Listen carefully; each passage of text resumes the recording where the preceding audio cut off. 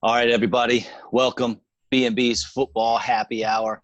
I'm Bobby with my man, Brian. What's going on? Glad to be back for number 15. Good episode tonight. And, first and foremost, I want to thank all our members for inviting all our new guests to our Facebook page. I think last time I checked, since last Tuesday, we had 210 new members actually join the Facebook page.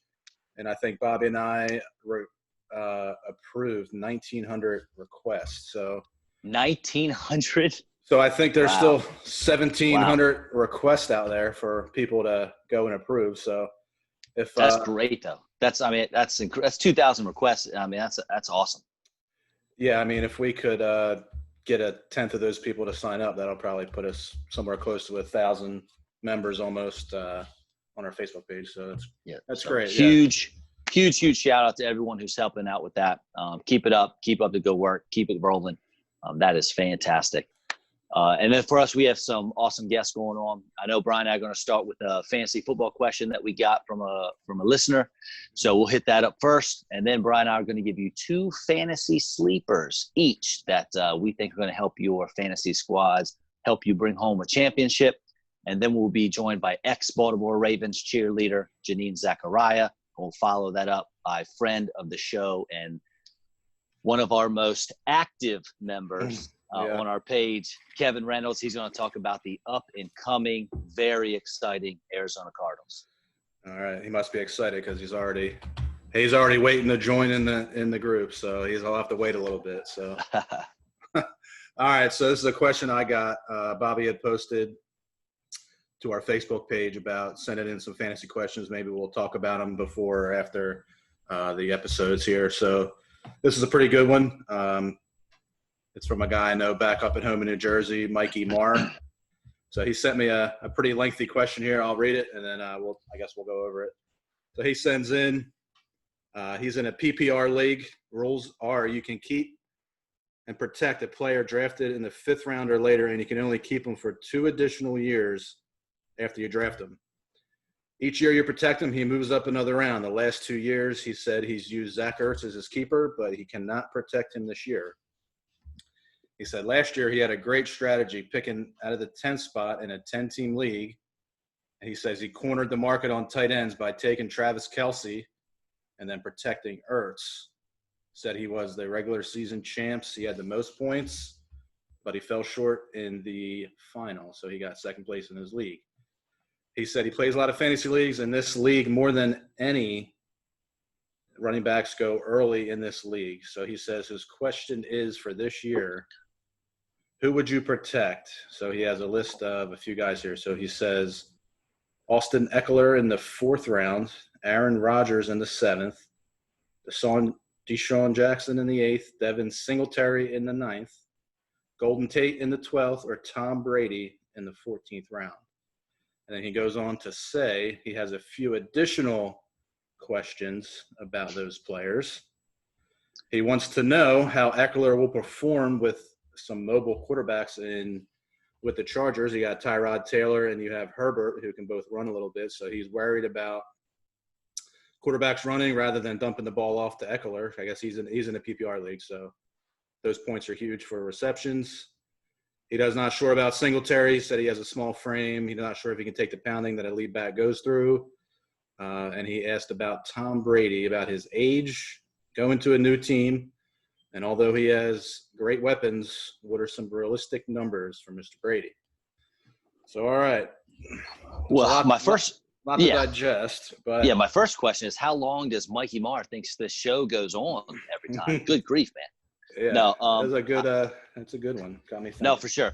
A lot to dig into here, and I'll give you a break. I know that's struggle reading that. Mm-hmm. So I'll start. So first off, I think this person, Mikey Marr, he's shown that he is willing to put in a little extra effort to succeed, probably more so than other people in his league, since he decided to come in and chat with us. So because of that, I think he needs to push for a 12 or more team league because, like I said last week, if 10-team leagues, they kind of remove a lot of the good hard work that you put in, and they reward luck on a 10-team league because we talked about every team is stacked So, he's trying to do that extra research. Good for him. He needs to make sure he benefits the most out of doing all that extra work. Now, for me, as far as the question goes, I really think that there are only two options here. I think it's either Eckler in the 4th or it's Singletary in the 9th. You brought up last week that you can get great value on QBs if you wait. So that eliminates Rodgers and Brady. And I know Brady in the 14th, that's a bargain. But I'm not wasting my keeper on a quarterback unless their names are Mahomes or Jackson. Deshaun Jackson and Golden Tate, they're both being drafted after where he would need to keep them. So that eliminates them immediately. And I don't know how you feel, but if it's my team, I'm keeping Eckler. Now, I think Singletary takes a step forward, but he's going to be sharing a backfield with Zach Moss, the rookie. And I think Zach Moss is going to steal quite a few carries and definitely goal line carries because he's a bigger boy. And Eckler, he's being drafted as the 12th running back off the board, which is he's going way earlier than the 4th round. Yeah. And more importantly, Eckler finished last year as fantasy's number 5 overall running back. And that was while he conceded 180 points and shared a backfield with Melvin Gordon. Now, I know he's going to share touches with Justin Jackson and Josh Kelly, but this is his backfield now. And the fact that it's a PPR league, that makes Eckler that much more attractive to me. Yeah, I mean, we didn't talk about this prior to coming on, but he was my choice as well. I mean, right away, like you said earlier, Rodgers, I think, like we talked about, I mean, quarterbacks, you can wait. I mean, the 7th round might even be a little early for Rodgers. I mean, I know we had spoken. You had said you had gotten him in like the 10th round in your one mock draft. So I wouldn't do that. I mean, right away, I'm eliminating Deshaun Jackson. He gets hurt too much. Golden Tate. Yeah, he's I don't know. I think Golden Tate was done 2 or 3 years ago. If you start 3 wide receivers in your league or like you're hurting for a flex, he's kind of consistent in a PPR league, but he's not going to win you anything. He's just the guy to get you by. Yeah, I mean, maybe in a deeper league, I would take Tate. If there's 12 teams in there, I mean, maybe I would think about keeping him as a flex guy or, I don't know, kind of a rotational receiver. But, yeah, like you said, I think Eckler is the best option, especially since he says in this league running backs go really early. So you can eliminate you can lock yourself into a running back in the 4th round. And Eckler, like you said, he's running back, 12 or 13 on the board. He's probably going in the, mid-2nd, 3rd round. So they're getting the best value, I think, for Eckler. I mean, not to say, I mean, it was between Brady and Eckler because I think Brady is going to have a hell of a year. I mean, my bold prediction was he was going to lead the league in touchdown passes. So I think he's going to have a good year. And then I know Mikey had asked about his, what kind of realistic numbers he would think for Brady. I mean, I think bare minimum he's going to throw 4,200 yards and anywhere from 25 to 30 touchdowns. But I mean, at 14, I mean, if you want to go Brady, I mean, you can probably get him in the 14th round and like the 12th, the 14th round, maybe. I don't know. The mock drafts I've been doing lately, he's been going a lot earlier than that. But again, it depends on your league. I know in my league of record, a lot of the guys wait on QB, so you might get Brady later. Yeah, but, so maybe not 14, but I mean, you might be able to get Brady if that's somebody, if that's somebody you were, if it was a toss up between those two guys. I mean, you can probably get Brady maybe, I don't know, 10th, 11th round or something like that, maybe. That's what I was thinking. 10-team league, grabbing the 10th. So I would just, if I'm him, I'm taking Eckler here. I'm keeping him in the 4th, and then I'm going to load up on any other running backs I can get since you said, they're kind of at a premium in his league. So I'll take Eckler, and then it seems like maybe some receivers, might be available since everybody's going running back. So, the receivers will be there. So. Yeah, and you mentioned your floor for Brady. And then I kind of wrote down in some notes that last year he was a 13th overall quarterback, but he's never had weapons like this. And you mentioned your floor for Brady, and I said my ceiling for Brady was probably 4,500 yards, 32 touchdowns. He'd probably be a top 7 quarterback if I had to project it. And that's which is still good. I mean, it's legit, my ceiling is above your floor, and and honestly, anything in between I'd be just fine with. Yeah, I mean, I can't see him, barring an injury. I mean, I can't see him throwing for less than 4,000 yards. No, yeah. I think he gets 4,000 yards in his sleep. Yeah, easy. Yeah, with those weapons, I mean, I think it's just going to be, he has something to prove. So to me, if I'm Mikey, I mean, I'd go Eckler to be safe. I don't know. And to me, it was Brady. All those other guys you can get later. I mean, Deshaun is going in like round 14 or 15. Singletary's like a 5th or 6th round pick. Rodgers is probably a 10th round pick. So the best value, I think, is Eckler, especially with him saying, running backs at a premium. So yeah, Eckler's definitely the guy I'm going with there. All right, so I guess we'll have to check back in on him, see what he actually does. And I'm not worried about Herbert and Tyrod running. They're going to have to check down and do all that stuff. And they make design plays where Eckler catches the boss. And, I mean, he's a great receiving running back. Obviously, he had, 71 catches or however many. No. What do you have, 80, 90 catches last year? A ton of catches last year. Yeah, I don't know the exact number. I think it was 80 or 90, yeah. So yeah. A lot, yeah. Yeah, so and like I said, he was sharing the backfield with Melvin Gordon, so he's just fine. Eckler's the guy, no question. We'll have to get him back on to talk about who he picked. And he actually brought up a good – he messaged me today. I told him we were going to be talking about this question, and he was saying how big of a fantasy guy he is and everything, so that's great. And he was saying he would like to come on and maybe critique like a draft or something like that, so maybe we'll have him on closer to the year, and then we could, I don't know, give him like a draft grade or something like that. We can kind of discuss the picks, discuss the team. Maybe we can bring on 1 or 2 people to do that. So I thought that was a pretty good idea. So all right, he's bringing works for me. Yeah, bringing some good stuff. All right, man. So I went first there to help out our friend Mikey. You want to hit us first with your fantasy sleeper? All right, let me see here. I got my 2 guys. Which one I want to do first? I'm going to go. We should probably start talking about this, so in case we accidentally steal somebody's guy, we're not left hanging. Yeah, right. So my first guy, fantasy sleeper, is going to be Darius Slayton from the Giants. All right. Okay. I mean, I'm all ears, buddy. Look, he had a big year last year. He had a big second half of the year last year. I mean, we saw it firsthand in the Eagles game. He had like $150 and 2 touchdowns. He had another game in the second half of the year. He had 10 catches, 121 yards, 2 touchdowns. Now, my reasoning here is, I mean, Daniel Jones, I think Daniel Jones is he's a pretty decent passer, and I think he'll get a little better this year. And then I hate to say it, but the offensive coordinator over there is Jason Garrett now, and he likes to throw the ball. So, you saw the kind of numbers Dak Prescott and those guys put up. So I just think with his speed, I think he's kind of a sleeper. A guy you can get probably in the 9th or 10th round. I mean, he's going overall ADP is 104. So I'm not saying you're going to start him every week, but as a flex guy, he could get hot for a couple weeks. So you could throw him in there, and he could get you some points. He could help you win a couple games maybe. Not somebody you're going to start every week, but he had a big year last year. I mean, he had 8 touchdowns last year. I don't see him doing that this year, but, I think realistically he could probably have 60, 65 catches for, 800, 900 yards, maybe 5, 6 touchdowns. So as a flex guy and as a rotational receiver, I think he gives you some decent value there in the 9th or 10th round. All right. So the fact that last part, I think, is what sold me on what you had to bring there.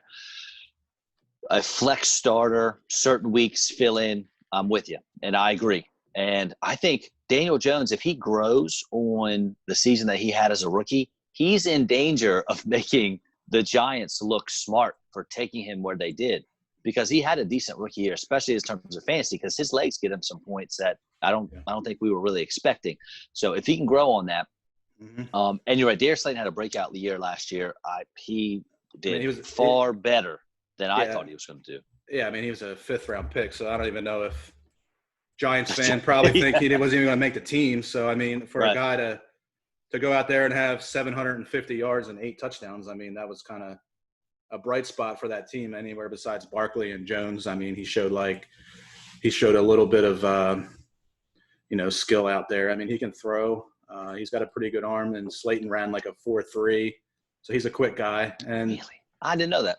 yeah, I think he ran like a 4.39. So I mean, he's a deep threat. So and with Garrett, man, I just think Garrett likes throwing that ball. So having him as the offensive coordinator, I mean, I can't see why they wouldn't, want to utilize some of those guys. I know your buddy, your boy Evan Ingram. He might have a big year. So, but again, I mean, he hasn't played 16 games his whole career, so you don't know. Yep. I mean, we talked about Golden Tate. He's getting kind of old. He doesn't do a whole lot. I mean, he's average at best right now at this point. And Sterling Shepard has not lived up to what we thought he was going to be. Yeah, Sterling Shepard. I mean, I think he's battled injuries and concussion problems and stuff like that. So I don't know. Yeah, I mean, I think Slayton, he's not a guy you're going to start every week, but I think he's like wide receiver 45. He's like ranked like 45 as the receiver. So, I mean, I'd throw him in there in a deep league. I mean, as a flex guy, I mean, depending on the matchups, you do your research. I think he can, if you catch it right, I mean, he's going to get you some points, I think. Yeah. So we're talking at 45, we're talking he's going to be a wide receiver 4. And if you want to have him as a wide receiver 4, I'm good with that. Like you said, you might get some value, especially as a flex play here and there. Now, if I'm drafting my wide receiver 4, my wide receiver 5, I'm going for ceiling. I'm going for high upside. So I'm not going to grab a Slayton there. But if you wanted to maybe try to hit your home runs early and then play a little safer later in the draft and kind of do the opposite strategy that I have, then yes, Slayton's a solid pick there. So I can get behind that, depending on, what your draft strategy is and how, your draft plays out for you. Yeah. All right. Sure. So my first sleeper is going to be Tariq Cohen. All right. Now, we talked a little bit about Cohen last week whenever I discussed the importance of knowing what your league's settings are and what your scorings are. So I figured why not hit on him again. Last year, Cohen had the worst season of his 3-year career. He had the least amount of rushing yards, the lowest yards per carry, the lowest yards per reception.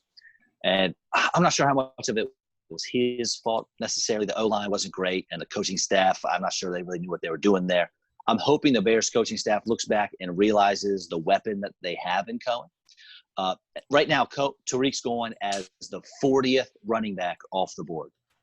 Now, again, he had a very down year last year, but in 2018, 2 years ago, he was the 11th highest scoring running back in PPR leagues. That's an RB1. That's a guy you put in your lineup and you leave him there. You don't look at it. You don't check it. You leave him there. And most of that was on the back of his 71 catches for 725 yards and 5 touchdowns. But he also averaged 4.5 yards a carry that year. His main competition for touches is David Montgomery, and I'm not sure if you watched him last year, but he was the epitome of a plot. Put me to sleep trying to watch that guy run the ball. And it also helps Tariq's case that no one outside of Illinois has any idea who the Bears' third wide receiver is. Most people might not even know who the second wide receiver is after Allen Robinson. I know if I was coaching the Bears, I would get my best playmaker on the field as often as I could, and I'd put him in the slot.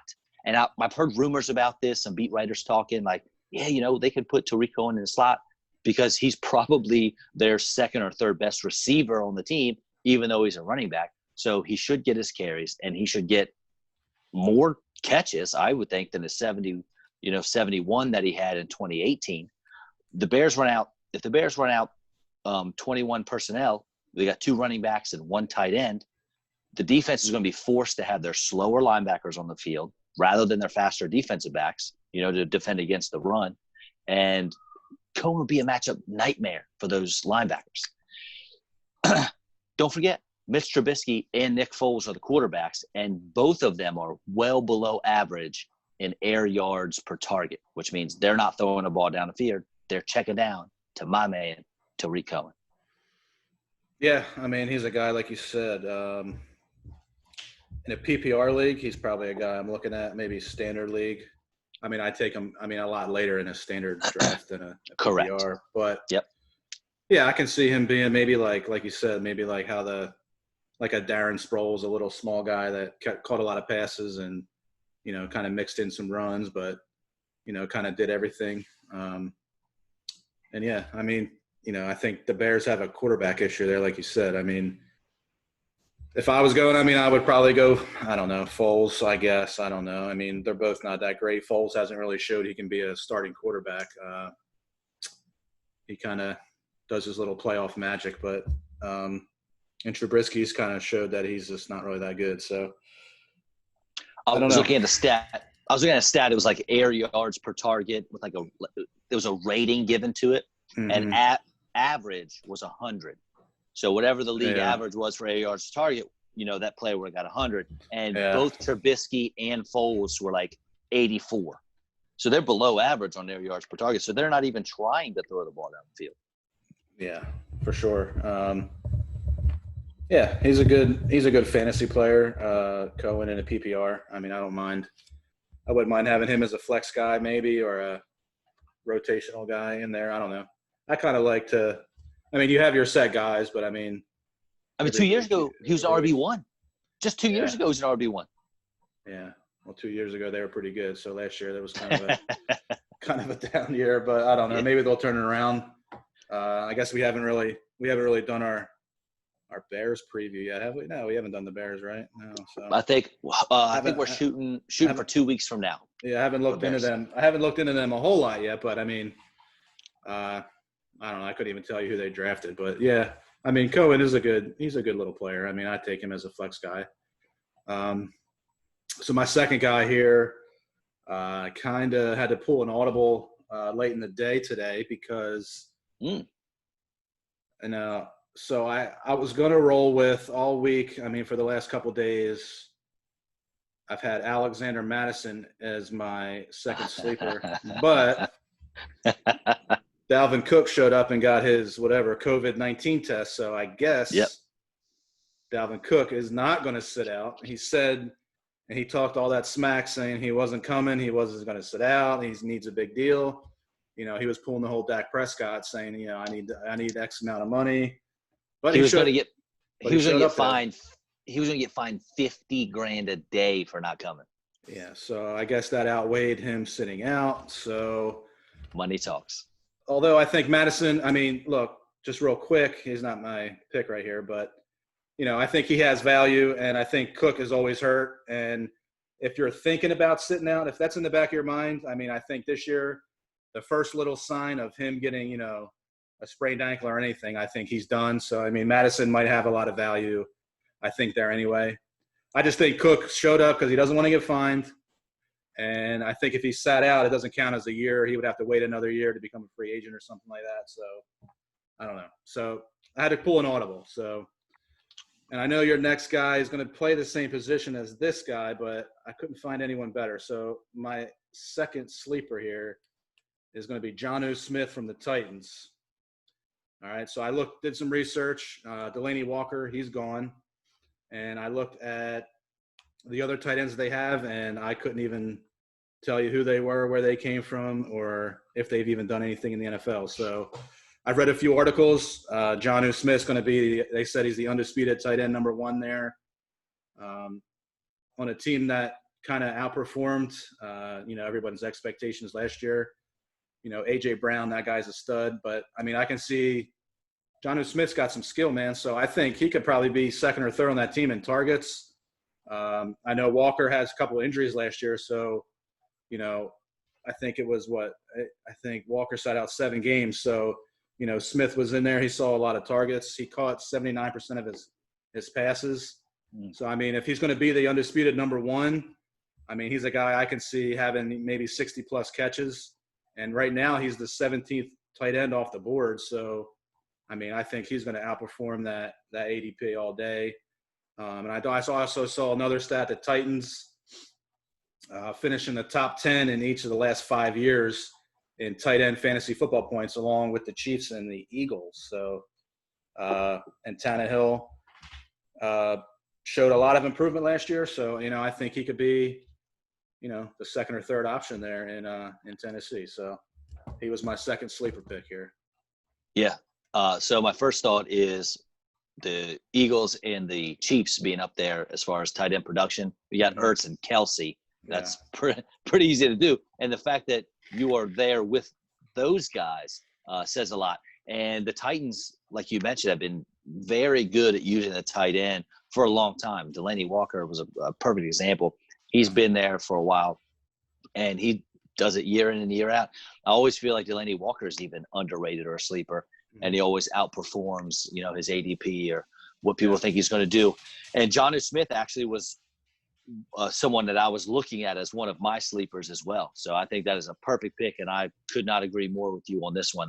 I'm not a big fan of agreeing with you, but I definitely do here. I think Jonnu Smith is in for a big year, and I'm telling you right now, if there's a bet, put money down on the fact that he will finish as a 17th ranked tight end. Boy, he is going to outperform that by leaps and bounds, I think. Yeah, I mean, you're talking about getting a starting tight end. I mean, he's tight end 17, so I think his ADP is like a 155. So I mean, that's pretty late. That's super late. I mean, that's super late. That's like the end of your draft. That's almost kicker rounds right there. So depends on how you value kickers, I guess. That's true. But and like you said, I mean, with Foles and Trubisky, I mean, to me, Tannehill's not a guy who launches the ball down the field. So I mean, he does a little bit with A.J. Brown, but I think Jonnu Smith could be that, that safety valve. And, to me, I mean, he's got 60 catches all day.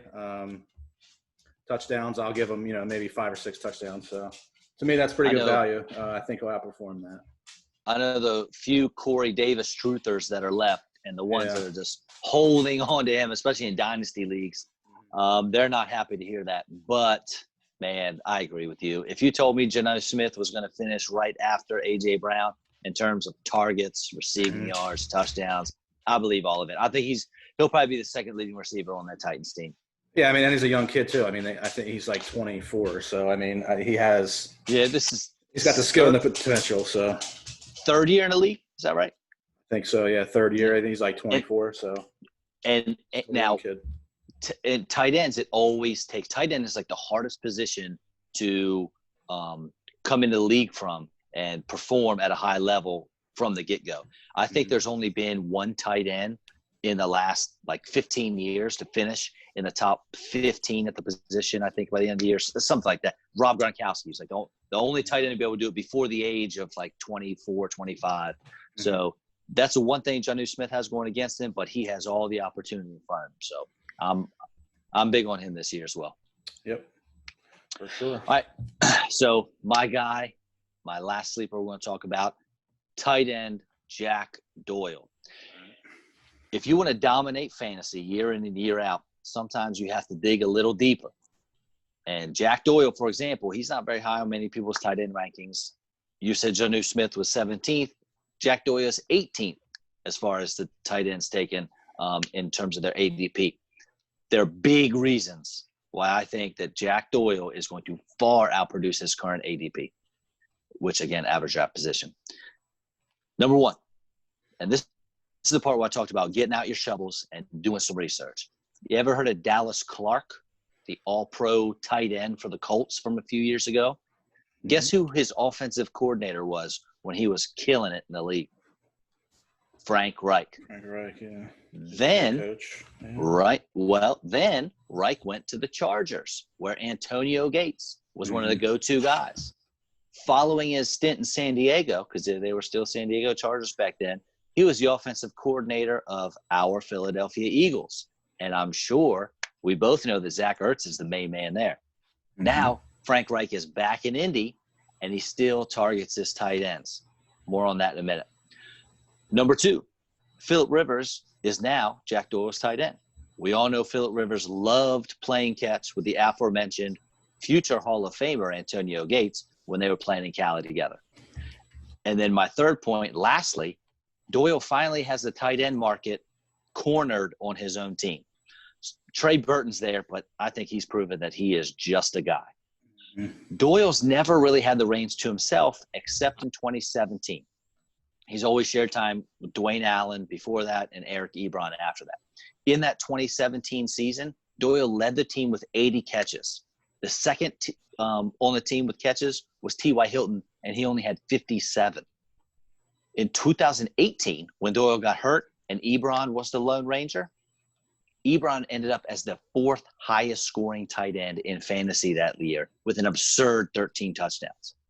I'm telling you, Doyle has the coach, the QB, and the place to himself this year. Doyle will be a top 10 tight end this year in fantasy. Write it down. Yeah, I can't argue that. I'm a Frank Wright guy. I like Frank. And Rivers. I mean, I think we've talked about him a few times on here. I mean, I think he's going to be on the Colts. I mean, going to the Colts, I think it turns them into a 10-win team or 10 or 11-win team. And like you said, I mean, Phillip Rivers is used to having Antonio Gates. He throws to the tight end a lot. So I can see those two having a pretty good connection. So, yeah, I mean, I can see him being a top 10-ish tight end this year. I mean, if Eric Ebron can do it with – not Phillip Rivers as quarterback. So, I mean, I think, it could happen for sure. I like it. And this is one thing, man. When you really get into the fantasy stuff and you really are willing to go the extra mile and you look at coaching staffs, you look at coordinators and head coaches and what they've done and where they've been, that's really going to set you apart from your competition. Like guys in my leagues, they wonder why I finish in the top 3 all the time or, since we started our league, most top 3 finishes in the league I care about the most competitive league. These guys are for real. And, I write fantasy articles and stuff like that. And, they think it's all fun and everything. But when you really dig in there, man, that those little things are what sets you apart. You find things like this and you figure out stuff like this on a guy. That's what's going to put you on the top of the heap in your leagues, man. Yeah. Yeah, I think that. And I think you have to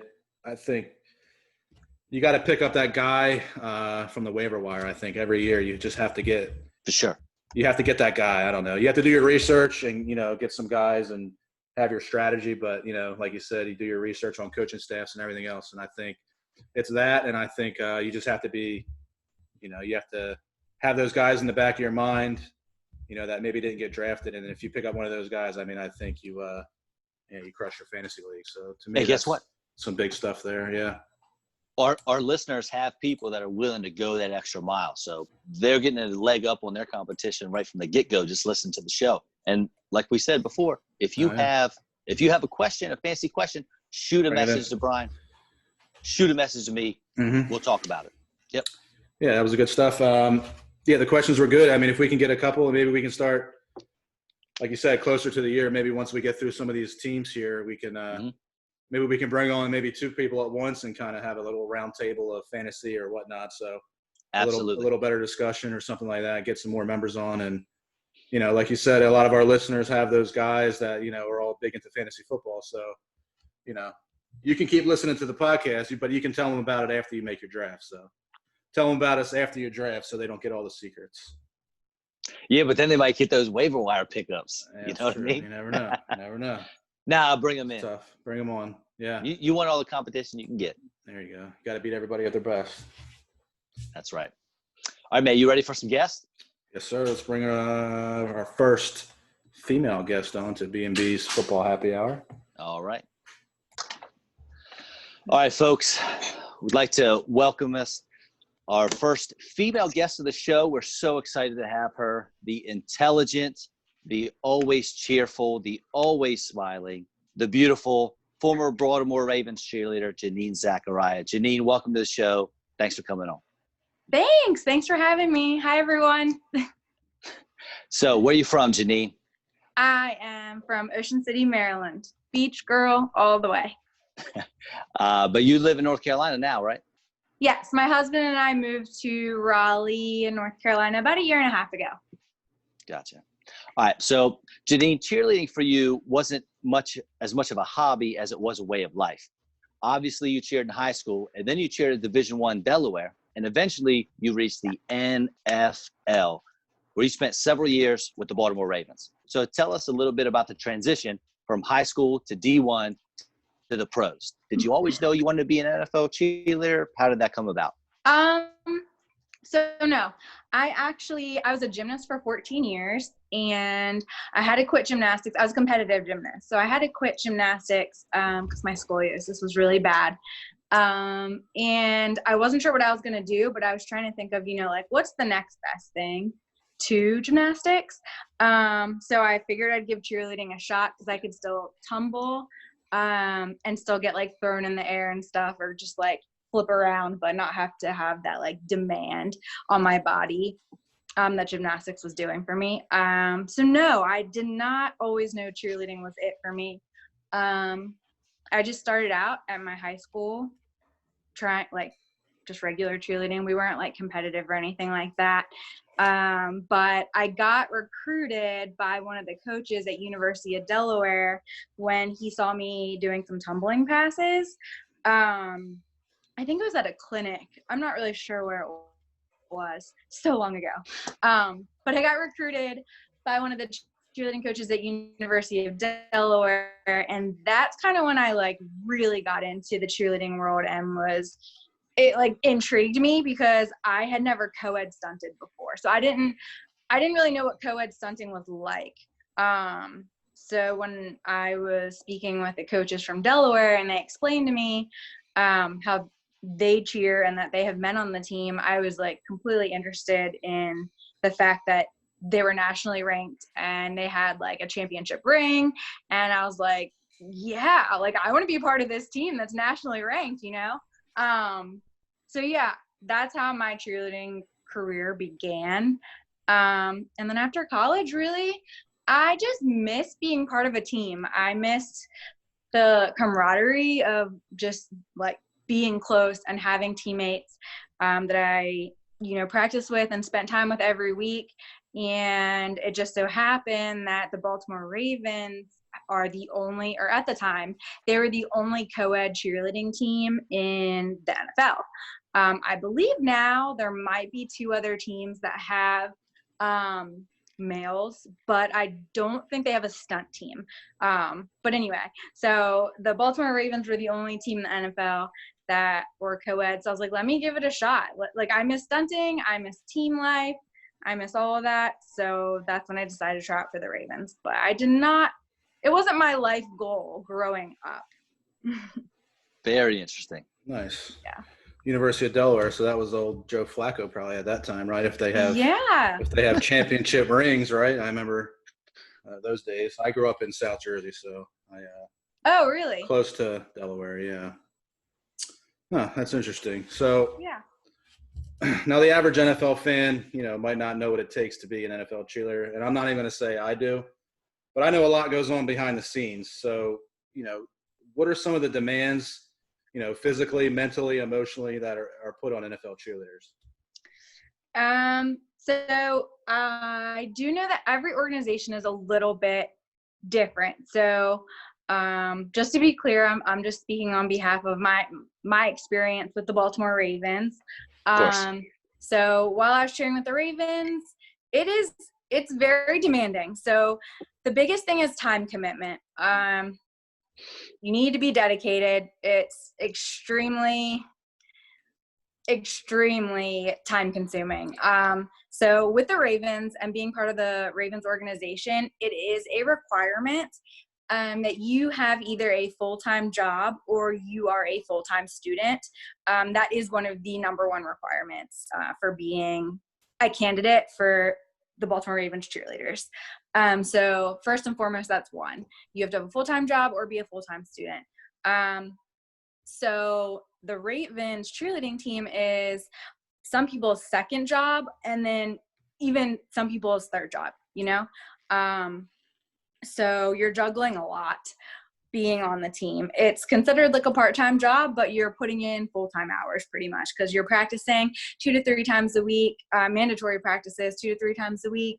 And there are appearances and promos that you need to attend throughout the season. And then also on game day, the entire day is, taken. You have to get to the stadium 6 hours before kickoff, practice, get ready, eat, do appearances, and then it's time to run out of the tunnel. So we have like a whole day before us before we get to run out of the tunnel. We're doing 1,000,001 things.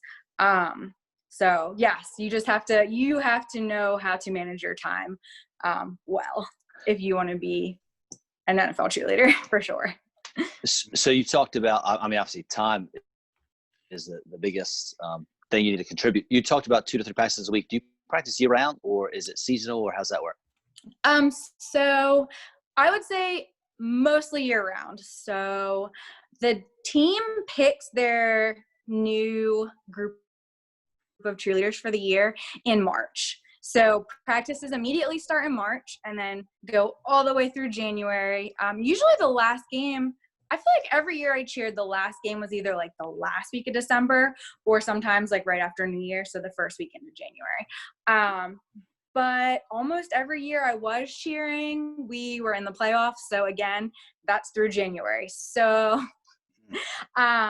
I would say that our season as a cheerleader is March through January. So you get a month and a half off in between. If you're going to try out again, about a month and a half off. Yeah, it's pretty year round. That was a nice little humble brag on your part with the playoffs. Yeah. And real quick, Sorry. no, it's all good. And how long were you a Ravens cheerleader? I cheered for 6 years. Okay, gotcha. That's crazy because I read, and I don't know, this might be part of your answer for the next question. I don't know. But I read that most NFL cheerleaders rarely make it past the first year or two. So 6 years, that's incredible. That's awesome and says a lot for you. That's great. So what are some things that people may not know or realize about being an NFL cheerleader? And you just mentioned the time constraints is crazy, but I know there's like very little pay. So you have you're putting forth a lot of time for not much pay. I also know that I know some teams have like, you can't fraternize with the players and things like that. So what are some things people may not know about being a cheerleader in the NFL? Okay, so that is correct. At least with the Baltimore Ravens. I'm not sure about the other teams. I really don't know. But with the Baltimore Ravens, absolutely no fraternizing with the players at all whatsoever. Yes, we see them. Yes, we practice not with them, but in the same facility. So we could be walking to practice as they're ending practice and we walk by them, but no speaking with them. And then obviously we do a lot of appearances together. So you remain professional if you're paired with a player. Usually cheerleaders are paired with cheerleaders for appearances and events. But if you're paired with a player, you remain professional and you don't fraternize with them outside of anything Ravens related. So they're very, very strict with that. And it's mainly just, they don't want to read in the headlines the next day, this football player was spotted at a restaurant with a group of cheerleaders and his wife's at home. You don't even want to take that chance ever. And our director was very strict with that.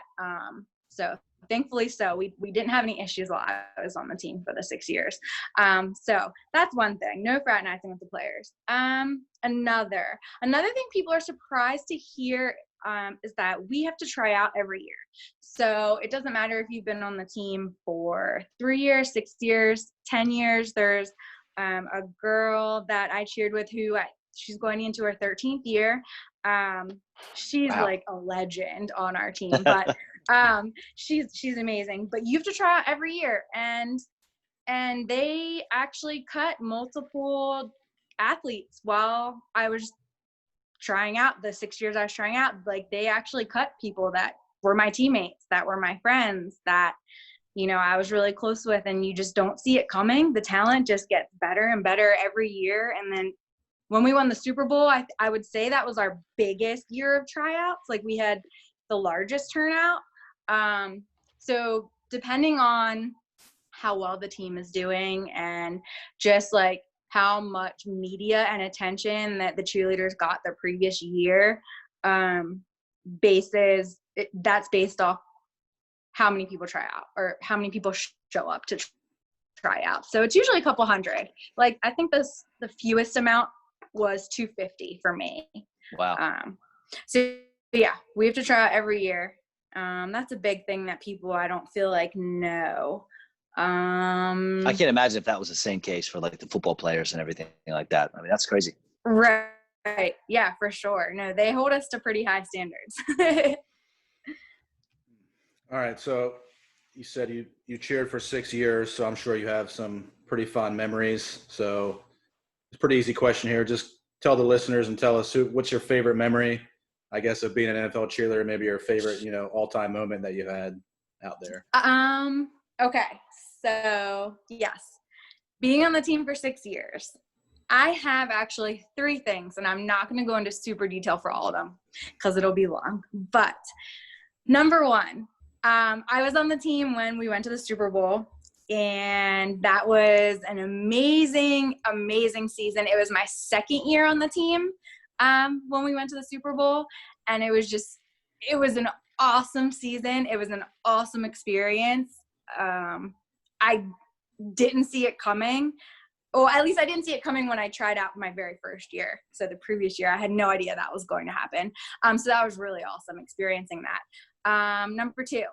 I got picked to go on tour to visit our U.S. troops in Djibouti. We were in Bahrain, Djibouti, and it was so awesome to perform and spend time with and meet our amazing troops and just everyone that serves our country. And it was the most humbling experience I've ever had the privilege of having.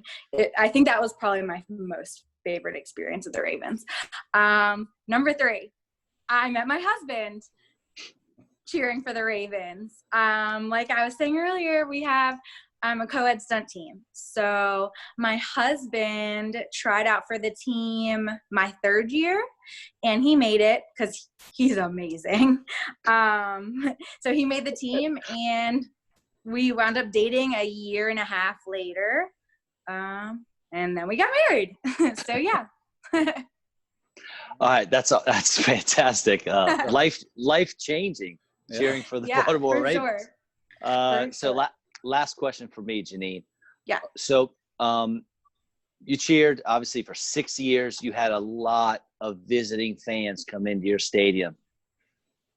The Phillies, the Eagles are my team and Brian's team as well. We're Philly fans, and we get a lot of heat for being bad fans. Now, I can say from experience that Ravens fans are pretty bad too.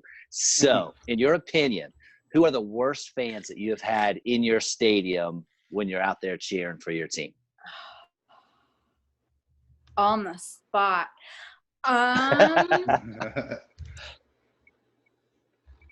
I wish I could say the Steelers because I really don't like the Steelers. But before I became a cheerleader, I went to a bunch of Ravens games, and I actually had some really great experiences with some Steelers fans at the Ravens Stadium. So I can't say the Steelers, although I wish I could.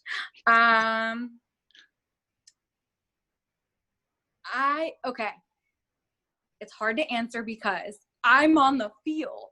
So I don't get to I don't really see and hear what's happening in the stadium. And obviously I see what's happening, but my focus is on like my pyramids or my routine or the game or what cheer we're doing next. So I don't really pay that close attention to what's happening in the stadium. But I do remember hearing chatter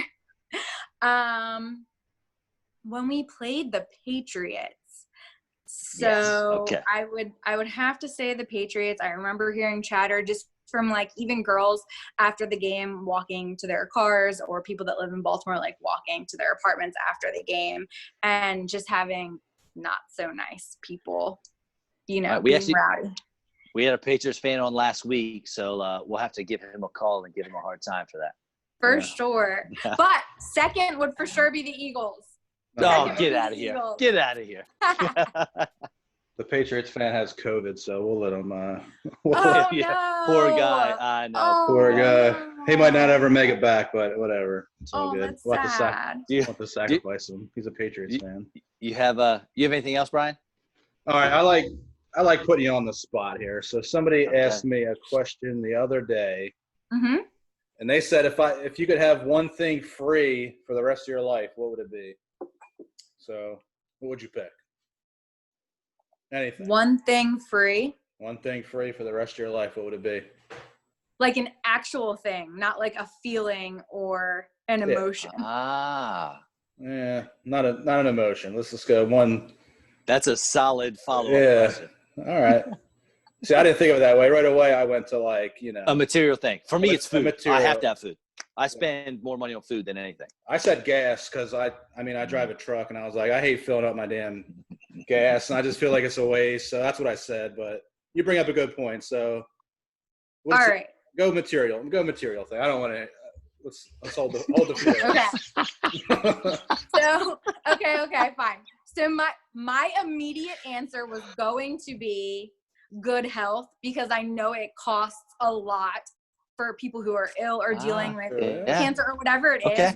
I know it costs a lot, but because you said material, something free for the rest of my life,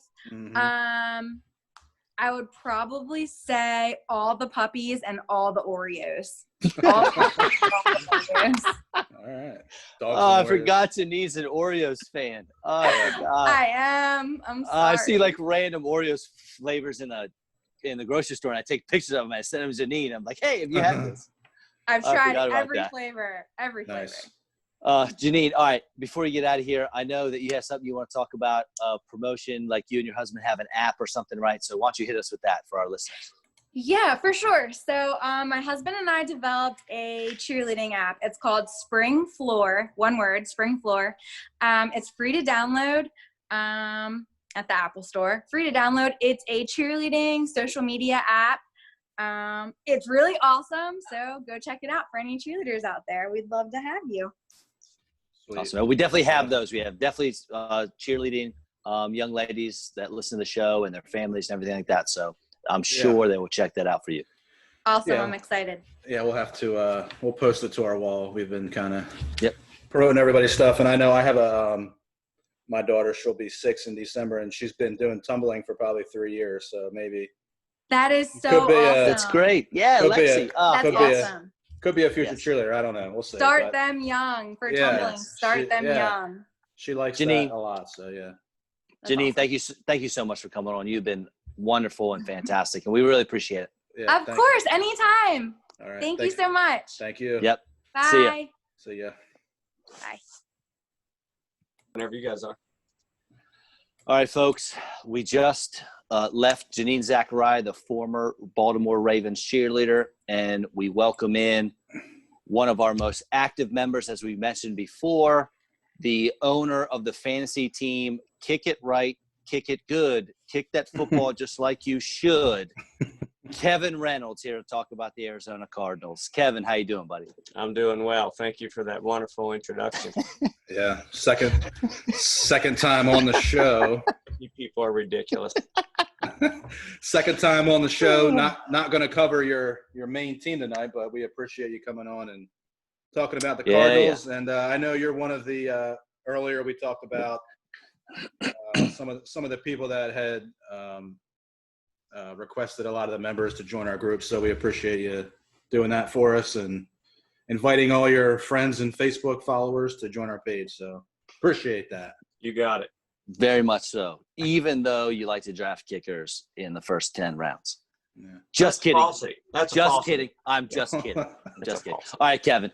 So you're here, Arizona Cardinals. And for some reason, the Cardinals have really neglected the tight end position in their offense, regardless of who the coaching staff is. Do you know how long it's been since a tight end finished as a top 3 receiver on the Arizona Cardinals? I'll be honest, as not a diehard Cardinals fan, I don't know that. Honestly, diehard Cardinals fans don't know because it was 2003. Jeff Blake was the quarterback, and Emmitt Smith was on the team.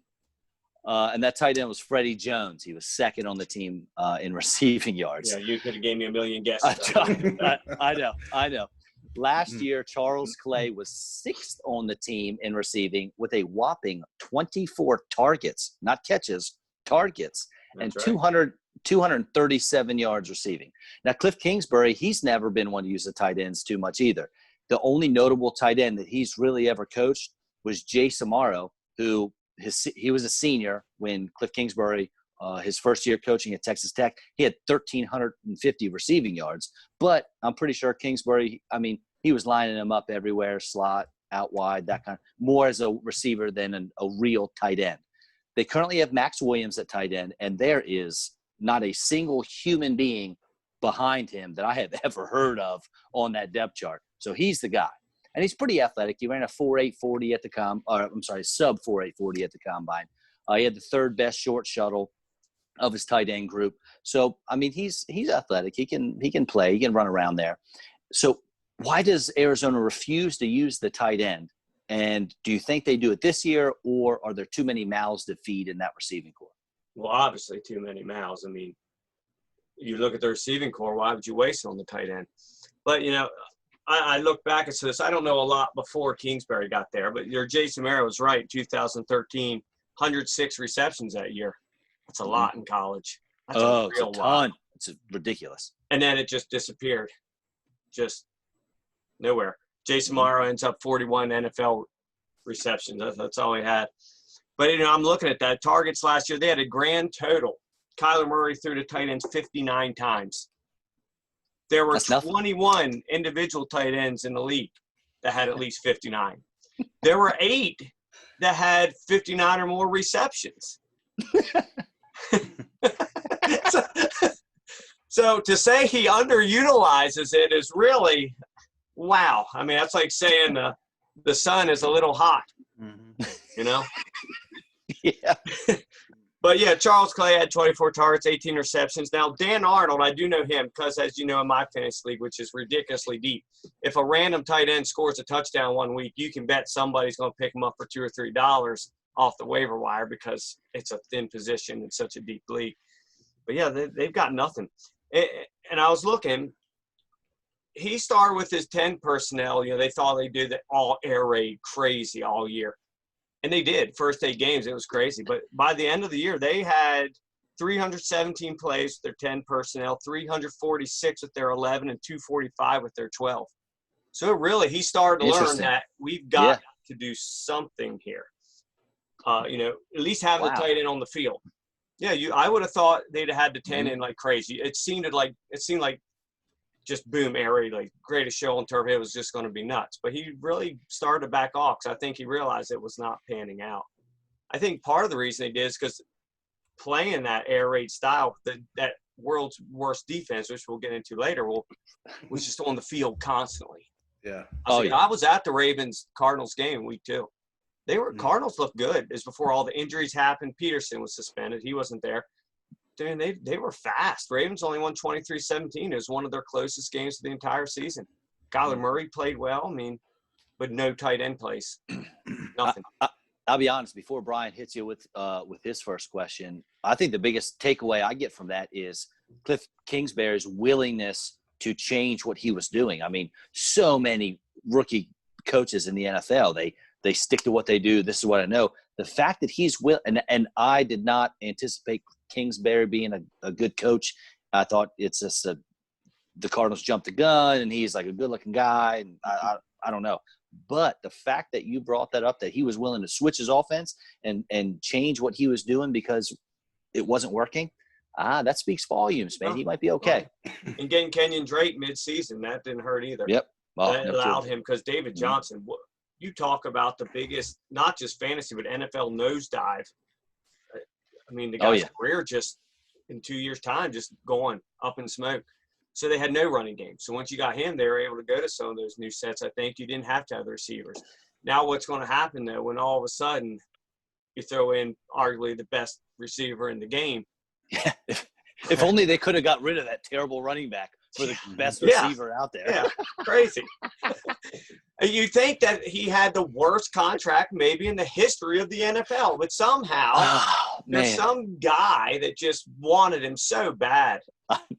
It's crazy to me that that trade's still ridiculous. I think Bill O'Brien should be fired the day after that happened. Yeah, you saw my list, top 3 morons in the league. Yeah, I mean, number 2.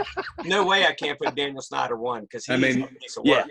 You just look at, the Jamal Adams trade. They get 2 first-round picks for him. I mean, he's good, but he's not. They got a first-round pick for Stephon Diggs. He's not DeAndre Hopkins, though. So I don't know. But that Seattle trade, that the Jets Seattle thing, that's a whole other ball of wax. It's Well, that'll be for a different show.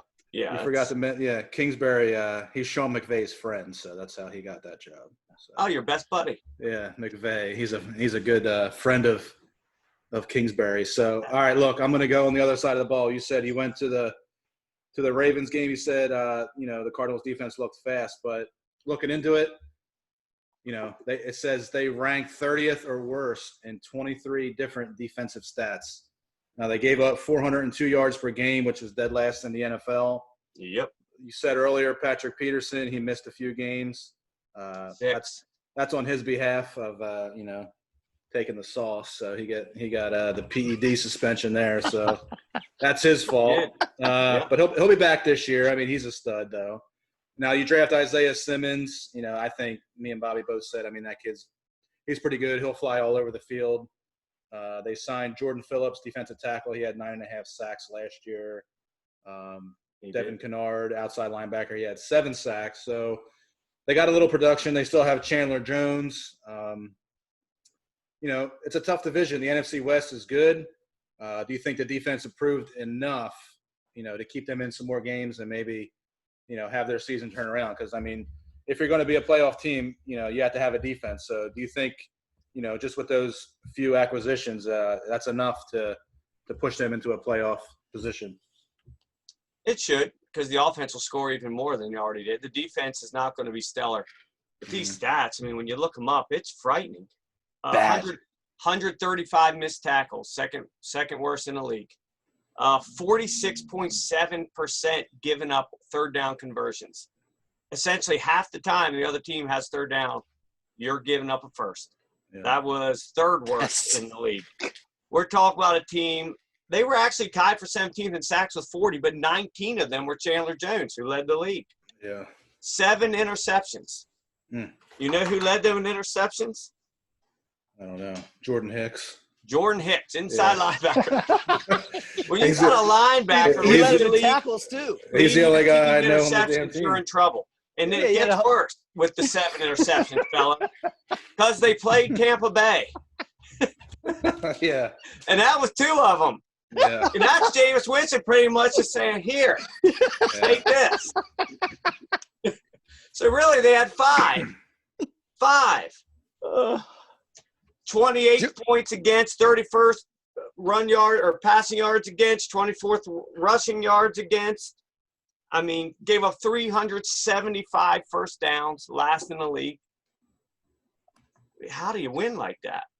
What's crazy to me, especially like with the sack numbers and stuff, is that they blitz, as far as blitz percentage goes, they blitz on the third most or the third highest percentage of their plays in the league. They just couldn't actually get there. They can't. The blitzes, they were blitzing and people were wide open. Yeah, because they are 21st in the league in quarterback pressures. Yeah, so they're just hitting a brick wall, nothing happens. But Isaiah Simmons, dude, that's going to change the whole thing. I think so too. Yep. I like what they're going to do in the first year. Kingsbury's saying very clearly he's going to be an inside linebacker. That's what he's going to be. We're not playing 5 positions in year 1. And they that's want great. to get him acclimated to that, get him let everybody else build around him, and then we'll start moving where we need to. They were dead last in the league covering tight ends last year. They're saying that'll be a huge part of what he's going to have to do because they finally have somebody skilled enough, big enough to do it. Last year they had Alford. He broke his leg preseason. He didn't get to play. So you didn't have your 2 starting corners for the first 6 weeks. Just all kinds of things. Man, getting Jordan Phillips to plug up the middle. I mean, they could make some headway here. You got 4 games that are – I'm looking at their schedule now. It's not pretty. You got 2 against the Niners. They got an easy one, 15 against the Eagles. Seahawks, Niners. They got some other ones that are winnable. Yeah. But here's the deal. They don't have to be a top 10 defense. They just have to be – like if they finish 17th, that's 15 spots better than they were. Yeah. You know what I mean? They don't need to score. Right. Yeah. The amount they score. In the last 4 weeks, any article you read about them, they're talking about, the last 4 weeks, they dropped, like 7 points less per game. Well, that's great if you can carry it over the next year, but that doesn't always work that way. But you're right. They're going to score. I honestly, I'm thinking maybe they're going to score at will. Yeah. They're going to be in the top 5 in the league in scoring. Oh, yeah. Oh, easy. And Brian and I talked about something you mentioned with Isaiah Simmons is that one reason Jabril Peppers is one of the best overall athletes in the league, but he's never lived up to his, draft status because no one ever knows what to do with him. But, Right. I think the fact that the Cardinals, they might know what to do with Isaiah Simmons and they give him a job and this is what you need to focus on. He can flourish in that role, whatever it is. Absolutely. No doubt. I mean, and you build everything around him then, so maybe he doesn't have to do all that stuff. Right. And they got 4 players on the defensive side in the draft, That is it going to all happen this year? Like I said, maybe if they can go up to 17th, they're going to probably win 10 games. Yeah. But I would say that if they can keep this together in 2 years, they're going to be tough. They were my surprise team to watch this year. Now, 2-3 years for sure, but they were a team I said to keep an eye on. It's just tough they have to play in that division. Yeah, I know. It's a tough one, especially, Seattle now getting Jamal Adams. It doesn't make it any easier. Yeah, but so, Kevin, my next question is pretty simple. We talked about if DeAndre Hopkins continues his career path and ends up being a first ballot Hall of Famer, this could end up being one of, if not the worst trades in the history of football for the Texans and one of the best trades for the Cardinals. But they get DeAndre Hopkins in there. They have the ageless wonder, Larry Fitzgerald, who is already a first ballot Hall of Famer, I think. They also have up-and-coming Christian Kirk. What are reasonable projections for those top 3 receivers? Well, the guy that's hurt by all this is Kirk. I mean, he had a chance to really step in to be, say, like in the fantasy world, a solid number 2. Now he's looking at more of a number 4. Hopkins is going to get the lion's share. That's just the way it is. Fitzgerald will still be the little safety valve. The guy he's comfortable throwing the ball to, and Kirk will just sort of get what's left over, which could be a good bit. I expect him to throw endlessly. Drake will probably get about 35, 40 receptions himself. So I looked at a lot of stats, thinking about I put Hopkins about 100, probably about 100 receptions, 1,300 yards, 10 TDs. Fitz will get his 70, 800, 5 or 6 TDs. But Kirk, man, I've got him down really about where he ended last year, about 60, 700, and 3 TDs. I just can't. How can you add DeAndre Hopkins and expect Kirk to flourish all of a sudden? I'm all for, Fitz will be, or Hopkins will be double teamed. But I just don't see or Kirk all of a sudden just blowing up the world. I just don't see it. I think it's interesting because I feel like a lot of people would look at that and think, well, Larry Fitzgerald, he's the old guy, he's gonna be third, in the pecking order. But I think I might agree with you because Fitzgerald's going to be that, I don't know, that binky, you know what I mean? Yeah. That the thing that the comfort that Kyler Murray's going to lean on. He's going to look at Hopkins. Hopkins not open. Well, you got Fitz right there, right in front of you because he's in the slot all the time now. He's just right there. He's essentially their tight end who just doesn't block. Not saying he never blocks, but I'm just saying that's almost what they utilize him as now. These little short routes. Right. He's the safety valve. He's just the guy. And for some reason, NFL defenses love to leave him uncovered. I don't really get it. He's a guy like still in fantasy every year. The guy produces on the field and in fantasy every year. He outperforms his ADP every single year. Every year now. Every year. You'll get him in my league. He goes for like $13, but he puts up a $25 receiver's numbers. Yep. Yeah. So I think Christian Kirk's really he's the one that's gonna pay the price for Hopkins coming. Nice. All right. So keeping it with the fantasy route here, Kyler Murray. I mean, he had a good year. I mean, he was the 3rd quarterback ever to throw for 3,000 yards and 500 yards rushing as a rookie. Besides Cam and RG3. I started looking at his fantasy rankings for the year. Now they have old Kyler at QB5 in most rankings. So is he somebody you think deserves that ranking just, based off of 1 year, or do you think, if you're a fantasy guy, are you going to wait on Kyler, or are you going to take him at QB5 there? Yeah, I guess it depends who you are, but I mean, I've seen him anywhere from 3rd to 7th. Mm-hmm. I'd peg him definitely top 5.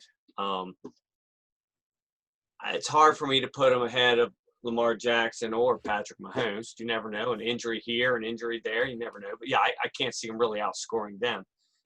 Man, he's gonna if this defense especially doesn't do much, he's just going to be throwing constantly again and running and doing his thing. Adding Hopkins certainly doesn't hurt. I got him this year probably about 4,500 yards, 30 TDs, probably 12 picks again. I don't think he'll rush quite as much because he's not going to need to since they actually have a rushing game now. And could throw more. 75 rushes, 500 yards, 5 TDs, a few fumbles here and there. It's going to add up to a lot of points. The guy that has him in my league is just golden. You drafted him for $10, gave him a 3-year contract. The holdout number for quarterbacks in our league last year was $10. If it was $1 more, he'd have been a holdout. He'd had to pay him $36 this year instead of $11. Just very frustrating. But he saw the light. He put the money in, and the guy, I think he'll blow up. I really think, barring injury, I can't imagine him not being top 5. He's got all the tools. He's smart. I mean, he only had 17 total turnovers last year. That's amazing for a first-year quarterback. Very good. On a terrible team. Very good. A terrible team that was always behind, and he still only had 17 turnovers. That's pretty impressive. Yeah. And I know people out there, they don't know. Kevin is – we talked about this last week as far as your leagues go and scoring and setting.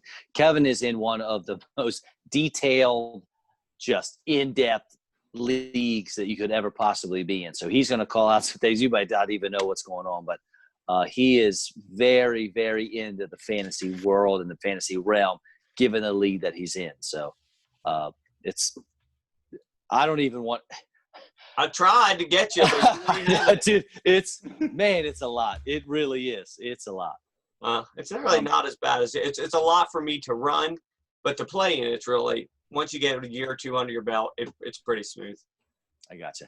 Well, Kevin, we always got to throw one screwball at you, something you're not expecting. Great. Yeah. Last time you were on the show, Brian had mentioned, we know you're an avid tennis player, and he mentioned something about, playing Drew Brees, who would win, this and that. So I have a question for you. If you were going to play doubles with another NFL player, it cannot be Drew Brees, who would you pick to play doubles with? There are quite a few that actually play tennis because, you see it all the time. Man, there's at least one that I know of, but I can't remember who it is.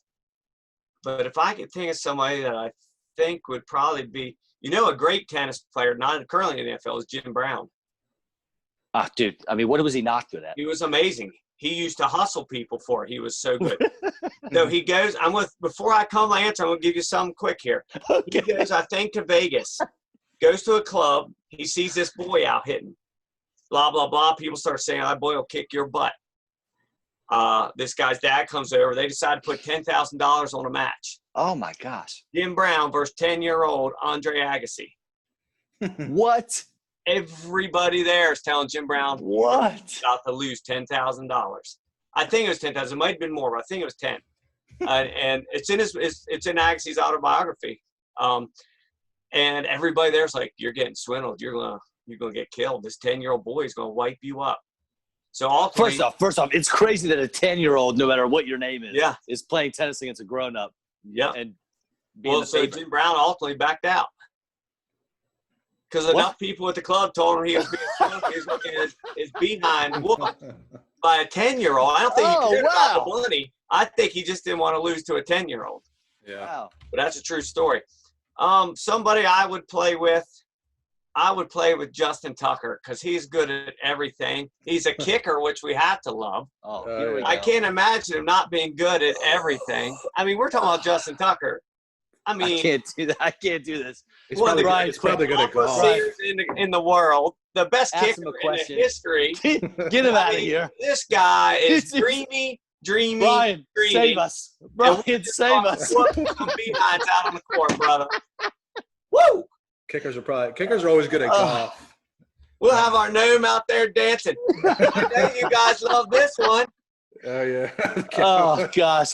Kevin doesn't realize that half of our listeners do it on podcasts. So he's dancing. He's dancing. They want to see my Cowboys and Ravens. Lawn gnomes. Oh, gosh. All right, look.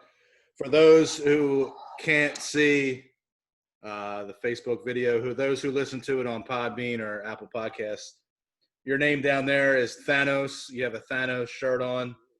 I know me and my son, we love some Marvel movies. So give me your favorite Marvel movie. I'm a Guardians of the Galaxy guy. I like Guardians. Oh, they are excellent movies. So what's your favorite one? Infinity War, definitely. Yeah. It's got everything. It's got all the characters. It's the whole build up.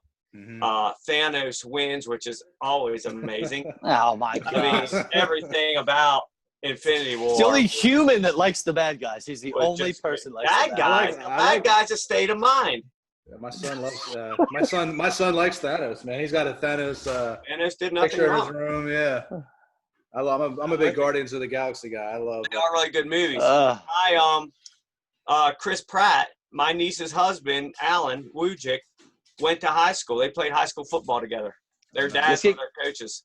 Okay, Nice. So let's get Chris Pratt on the show. Come on. Yeah. That's your next I'll goal. say something to Alan if he can get a hold of him. I don't know if he does a lot of fantasy Try him. football or NFL in general podcasts, but he may. Yeah, So, let's do it. Real quick, I got my son's Oh, favorite God. My man, Summit. My man. He got that thing. Oh. He bought that thing with his own money, man. He loves I love it. he Again, loves that again, stuff. So. people, And listen, people on the podcast, Brian had the the Thanos what is- hand. It's a is it the Thanos glove? What The is it? Infinity Gauntlet. Infinity Thank you. Gauntlet hand. Yeah. Brian has the hand that he showed I'll have to post a everyone, his picture. Yeah, my sons. son. Oh, jeez. My son was Thor for Halloween, and I was Star Lord. So Oh, good. I'll have to wear the mask on one of the Of my favorite quote-unquote good guys, Captain America is my favorite. Yeah, it's good Yeah. stuff. Yeah, they're all good movies. I know probably a lot of our listeners. Especially if you watch them in the correct order, how they all lead into each other. Mm-hmm. Yeah, for real. Kevin, For sure. Yeah. you are great as always. Thank you for coming in and talking about the Cardinals. We know it's not your team, but we also know that you are an incredible NFL fan. You can talk about anyone at any time. So we appreciate you coming on here. For the love of God, can we get him out of here, though? I just have to ask one quick question. Look at this hairstyle tonight. This comb over. Yeah, the slick What Kevin, back. Slick Kevin, back. The quarantine. Listen, I know that you listen to all of the shows. So I know that have heard me talk about this. I'm growing the hair out. It's quarantine. We're trying something new. And it's a come over because worrying about my son, my 2-year-old Maddox, who tries to kill himself every single day, I've gotten a little thin. So we do a little comb over here to hide that out. We do what we can, Kevin. Yeah, listen, I knew you I'm were not letting at it your grow. stage yet. You got this wavy thing tonight. It's a different look for you. It's not the I'm Bobby. Look at my tight shirt. Look. All right. Brian, the button that says leave meeting, go ahead and click it. I know it, guys. We I know love it. you, All right, man. Yeah, Thanks, man. brother. See you, See you buddy. Thanks for coming on. Yes, sir. See ya. Bye-bye.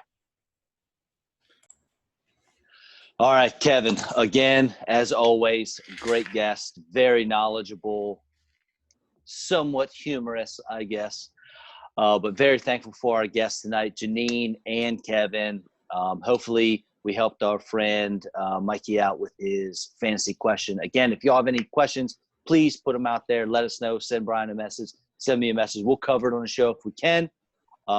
As always, the music in the beginning, the intro by Dunson. So check him out, Spotify, wherever you get your music from. He's there. Yeah, good stuff. Another good one. Again, thanks to the Facebook followers for, adding 2,000 people this week, request wise, and, us adding actually 210 people this week's crazy. That's probably, Huge. I think when I looked at it, it was like 40% of our total. So we grew 40% in 1 week. So, And you said this is what? This is our 15th show. So think about that. 15th show. Yeah. So we've been doing it. I mean, this is going on month number 3. So we started, right around the end of April, right before the draft. So, we're 3 months in. We're selling some shirts. I think, plug on the shirts. I think we have 10 or 12 of those left. We have a lot of large. Maybe. We have a lot of large. We have about 8 large. Mediums. I think we have 1 extra large. I just shipped one out the other day, and then we have a few mediums. Couple mediums. Yep. Yeah, we'll keep that updated on the Facebook page. And again, thanks for everybody inviting everybody. Keep it going. There's no limit to how many people we want to follow. So That's right. Let's keep push listening. it. Keep listening, and keep inviting those people. So we'll keep doing this every week. Absolutely. Thanks a lot, Brian. Awesome week. All right, man. Can't wait to get after it again next week. Yep, do it again next week, man. I'll talk to you next Tuesday. All right. See you. See ya.